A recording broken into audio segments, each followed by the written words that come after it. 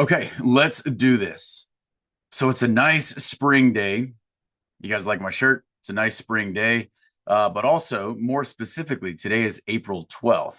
And that is actually what we're going to talk about today. So I want to talk a little bit about a historical event, not just in North Carolina's history, but more broadly in American history. And I want to open by saying, if you're an American and you cherish your freedom, thank a North Carolinian.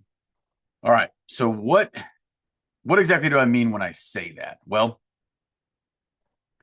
here's what I mean. So I put out a Substack today, and I'm going to kind of go through it with you guys. And I'm going to put the link to the actual Substack that I wrote today in the description of the video. And I would ask you guys to go just read through that, but I'm going to go through some of it today. All right. So, as I just said a minute ago, today's date is April 12th. And this is an important date in North Carolina history and also more broadly in American history when it comes to the push for independence. Now, let me pause right there and let me just say, I am a fan of American independence and the break that occurred with British rule. Now, do I believe that there were some machinations in place during the colonial period and the war for independence and the crafting and the drafting and the eventual ratification of the Constitution? Yes. But generally speaking, yes, I'm a constitutionalist, of course. I took an oath throughout my military career to support and defend the Constitution. I always took that very seriously. I feel the exact same way now. Um, that doesn't mean, though, that I don't think that there have been problems throughout the history of our nation, even going back to the very beginning, or that there. Do I believe that there were things happening in the shadows? Yes, I do. I think that they were there before the war for independence. They were there during that independence, during that period of seeking independence. And I think that certainly they're here now and they're much more powerful now. But that said, I'm still a fan of independence and I am a fan of many of the things, many of the ideas that were proposed during that time period and that became enshrined in the Constitution. That said, I think there are some problems that arose during that period. And I think that during the debates in Philadelphia in 1787 and then debates that would happen subsequent to the Philadelphia Convention in the state ratifying conventions, um, gave life to some good arguments that came from those who opposed ratification, the anti-federalists, as we call them now. I think that I think they brought up a lot of really good points that have been proven correct. So, yeah, I'm a fan of the Constitution, but I do think that in some ways the anti-federalists were right in saying, hey, there may be some good ideas in this, but in some ways it's going to go a little bit too far in centralizing power. And I think that's happened. But anyway, let me just get that out of the way because I'm about to talk about some ideas that happened during this push for independence, some of which North Carolina was directly involved in. And I think these are positive actions. So I just want everyone to know that doesn't mean that I'm unconcerned with or unaware of other problems that existed during that time period that to some degree have resulted in many of the challenges that we still face today. So April 12th, 1776, we're going to talk about that date. But what I want to do is I want to share with you guys, let me share with you guys just a quick image here.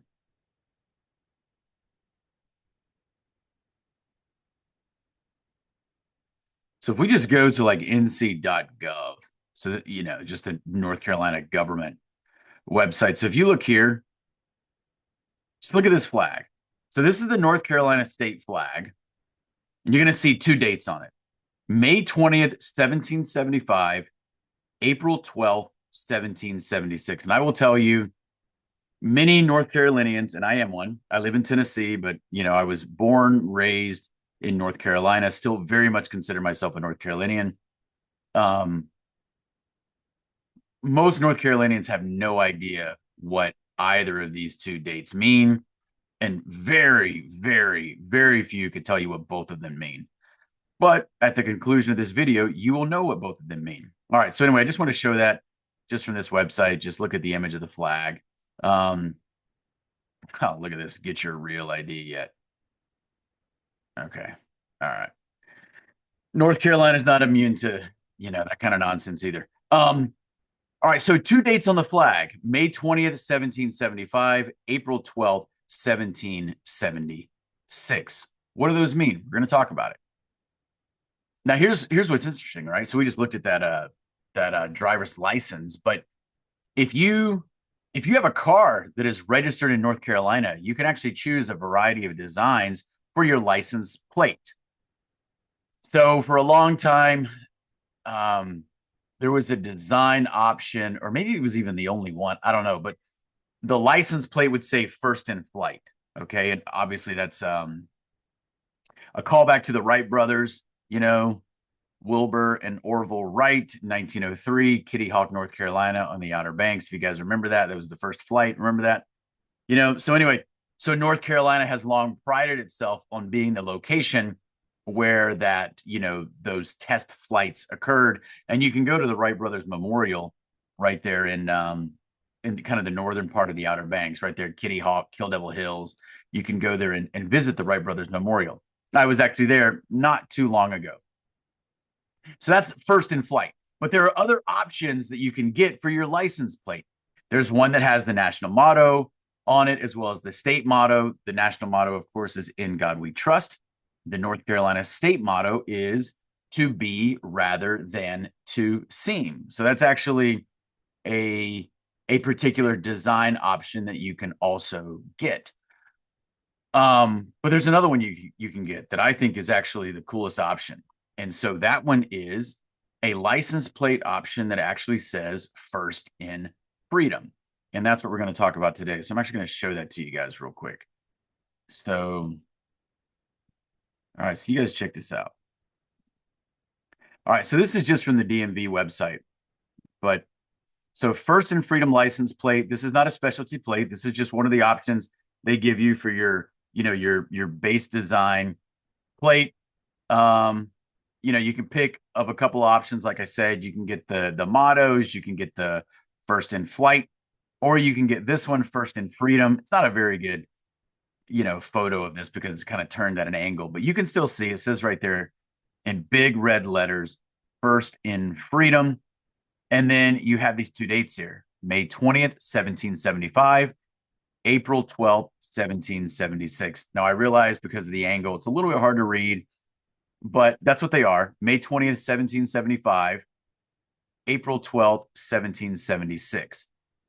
So these are the same two dates that are on the North Carolina state flag that I just showed you a minute ago. So, well, what exactly do those dates mean? And we're going to talk about it with particular emphasis on April 12th. So North Carolina obviously was one of the original 13 colonies. So it was part of this push for independence. But there were some specific things that happened in North Carolina unique to that particular state. So these actions would kind of culminate in April 12th, 1776. So this is what, about 2.5 months before, a little bit less than 3 months before July 4th. So on April 12th, 1776, you would have a document produced by the North Carolina Assembly that was called the Halifax Resolves. And we're going to talk about that in just a moment. But let's kind of set the timeline to see how we get to April 12th, 1776. So obviously tensions have been mounting in the colonies for a while. We don't need to go through all of history class here, right? But let's talk about this road to independence that kind of started. I mean, obviously you had tensions mounting for a long time, but let's just back up 1 year to April of 1775. So if you remember your history class from high school, you should remember what is often referred to as the shot heard round the world. The shot heard round the world is a line that comes from what is called the Concord Hymn, which is written by Ralph Waldo Emerson. But in it, he makes specific mention to what happened at Lexington and Concord. Sometimes, see, in North Carolina, there's actually a city that everyone pronounces Concord, but I know that in Massachusetts, everyone says Concord. So sometimes I get confused. Lexington and Concord. But if you're ever in North Carolina and you come to a city with the same name, understand everyone there is going to call it Concord. They're not going to call it Concord.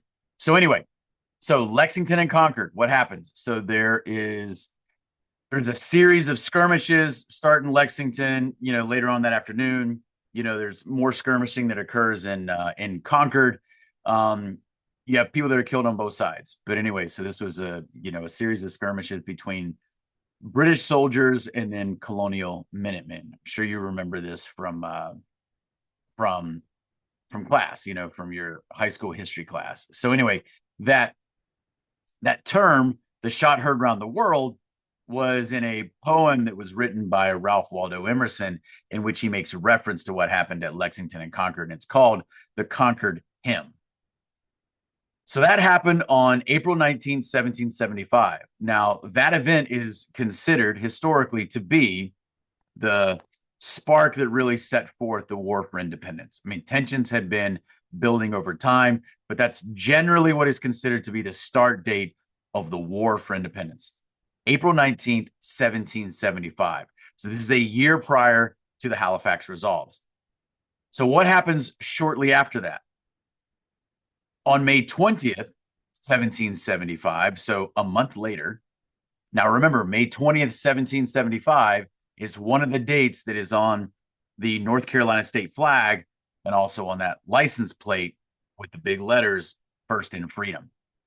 So May 20th, 1775, there is this document that is supposedly produced in Mecklenburg County, North Carolina. So Mecklenburg County is a little bit south of where I grew up, and it's where Charlotte is. So, obviously the biggest city in North Carolina, one of the biggest cities in the Southeast, Charlotte. But Charlotte is in Mecklenburg County. So there's this document on May 20th, 1775 that was supposedly written. Now, 250 years later, that document has been largely, I don't know if discredit is the right word, but its authenticity has I guess been discredited. It is not historically considered to be an authentic document, but nonetheless, this has continued to have some cultural significance for a long time with certain sectors of North Carolina society. But this document, supposedly, I mean, a lot of people don't necessarily believe that this thing truly existed or was created at that time period.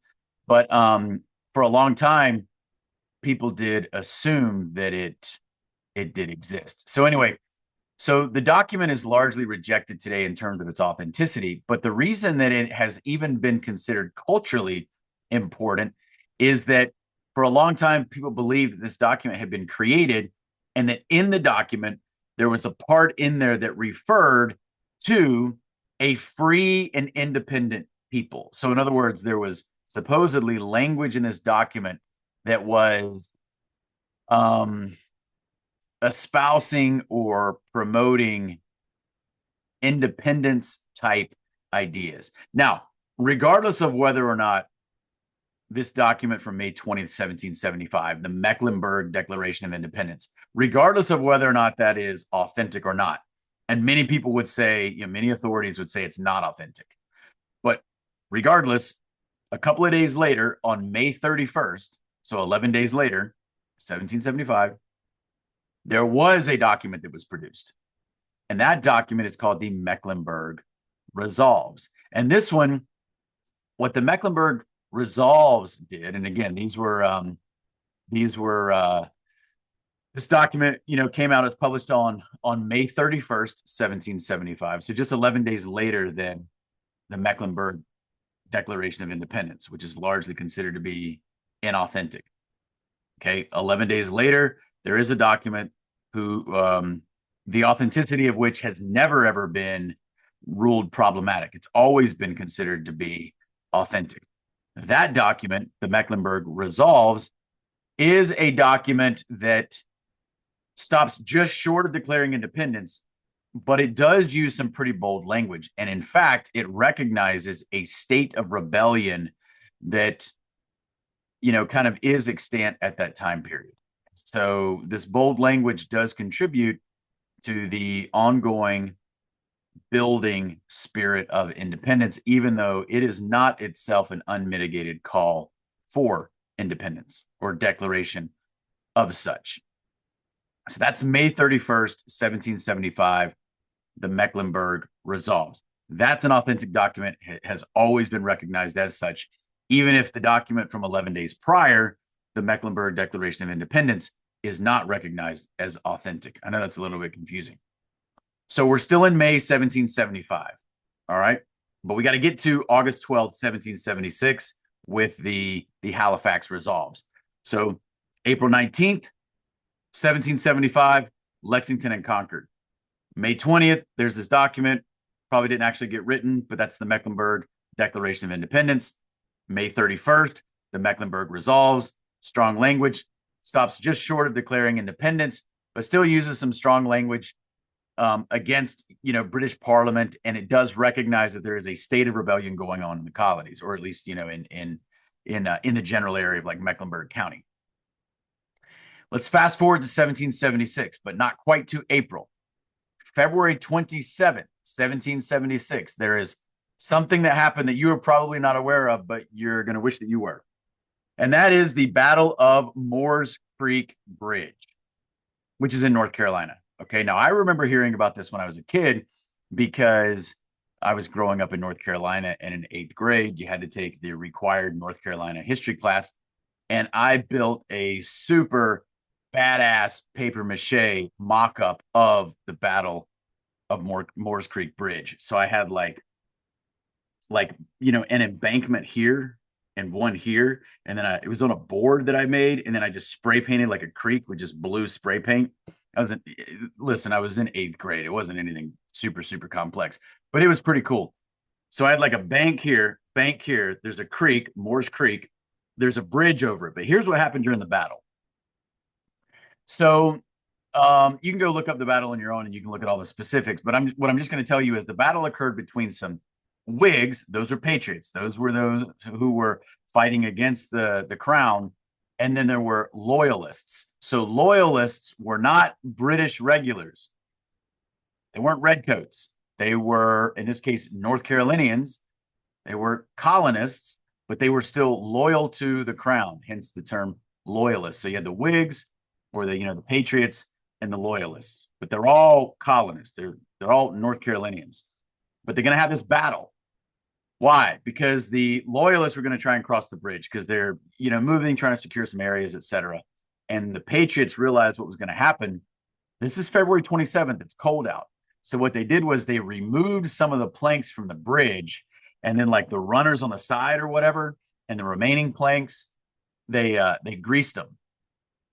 So when all these dudes, like hundreds of dudes, some might even say like maybe 1,000 or so of these loyalists try to cross the bridge, they can't get across. They start slipping and falling in the water. But I'm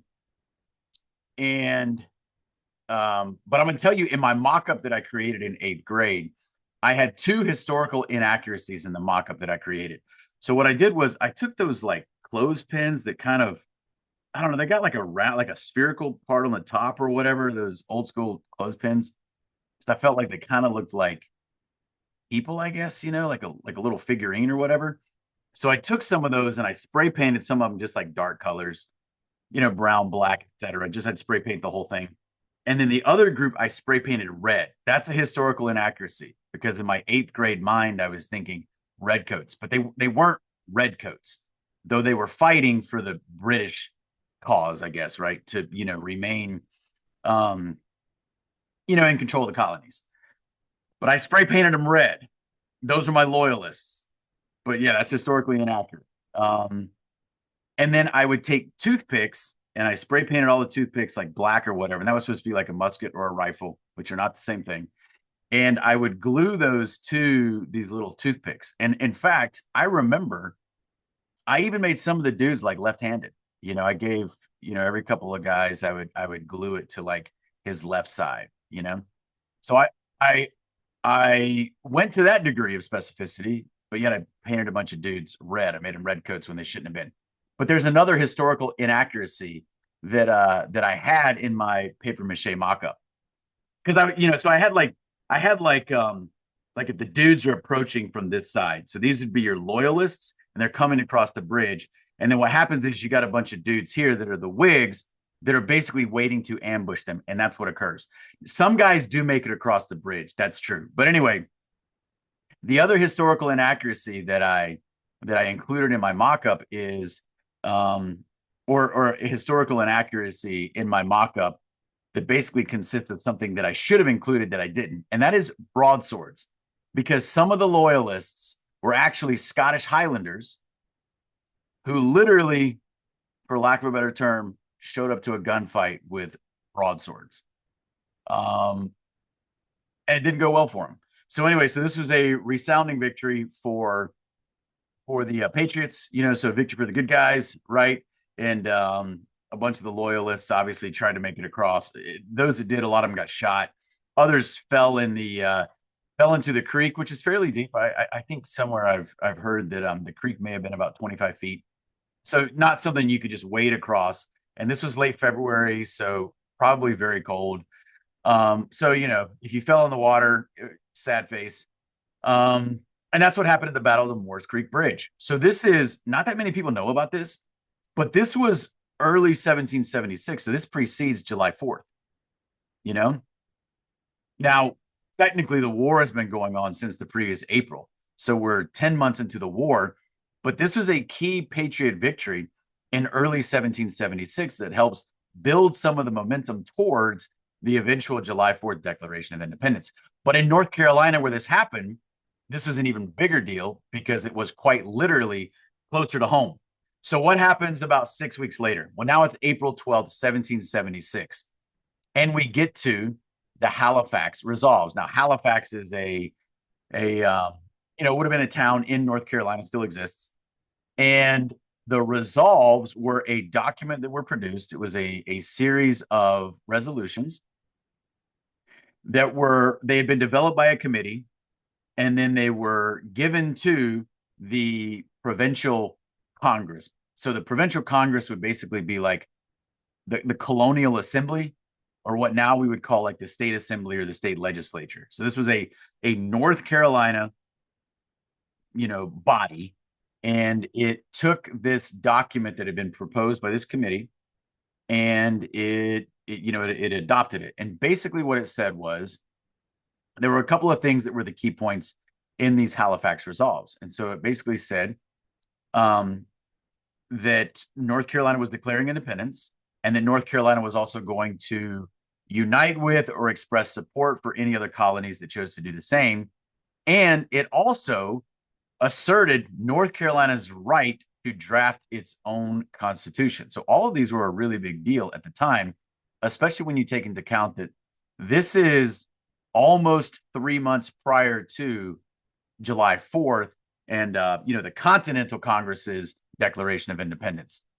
Now, this was clearly a big deal for North Carolina, but it goes beyond that, because copies of this were sent to the North Carolina delegate that would go to the Continental Congress, as the Continental Congress is deciding what it's going to do, and obviously it's going to eventually decide to declare independence.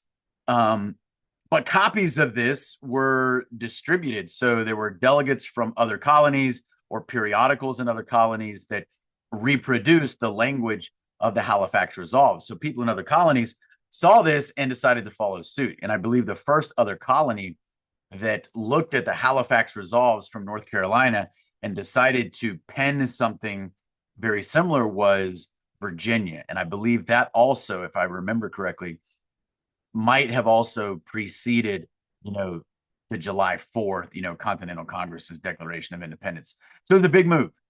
And so what that means is that April 12th, 1776, the approval of the Halifax Resolves, and then dispersing that amongst the other colonies and delegates at the Continental Congress that were from other colonies. This is a big deal because it helped urge other colonies to declare independence. And then, of course, was a precursor in the July 4th declaration by the Continental Congress. So, just to come full circle, this was the first official act of declaring independence in the colonies. The Halifax Resolves, April 12th, 1776. So what that means is, in essence, therefore, North Carolina can say that it was first in freedom.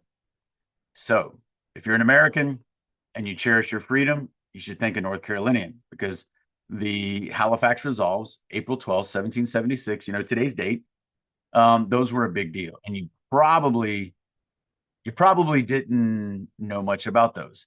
And in fact, I would even say that most North Carolinians don't even necessarily know a lot about the Halifax Resolves. They probably learned it at some point, and they've probably totally forgot. And that's a shame, because there are a lot of great things that we should understand about our history, because yeah, not everything is perfect. And some of the things that we even think are good probably had, there may be more to the story as to how they came to be. But that doesn't mean that we reject everything. Doesn't mean that we reject the good principles that came out of independence and the good principles that paved the way for where we are today. Now, do I believe that we still live in a free country? I mean, let's be honest with ourselves, okay? But that's not exactly my point today. My point is, whatever freedoms we still have, and we do still have a lot of freedoms. Let's be honest. Many of them are being taken away. I do believe that we're being targeted. I do believe that we are being enslaved. I do believe that our country is being destroyed. I'm not naive to any of that. But they haven't succeeded in destroying all of our freedoms yet. And the freedoms that we still have, we have because to some degree they were won by our forefathers in years past. And I think that is something that we should celebrate. But in order for us to celebrate that, and in order for us to hang on to the freedoms that we have, and I understand there's some nuances to even the origins of our countries, there's some nuance to that. But in order for us to hang on to what we have to first understand what it is we have and how we got it. And so that's kind of my overarching objective in sharing with you a little bit today about the history of the Halifax Resolves. So I'm going to put the link to the Substack that I wrote, so go check that out, go read through it. There's a little bit more in there than what I just shared here, but yeah, I appreciate you guys checking out the video.